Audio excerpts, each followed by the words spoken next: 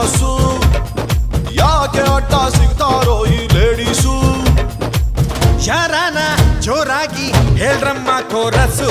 ಸಾಕು ಅಣ್ಣ ಹಾಡು ನಿಲ್ಸು, ಸಾಕು ತಮ್ಮ ಹಾಡು ನಿಲ್ಸು, ನಮ್ಗೆ ಪಿಜ್ಜಾ ಬರ್ಗರ್ ಕೊಡ್ಸು, ಆಮೇಲೆ ಕನ್ನಡ ಪಿಕ್ಚರ್ ತೋರ್ಸು.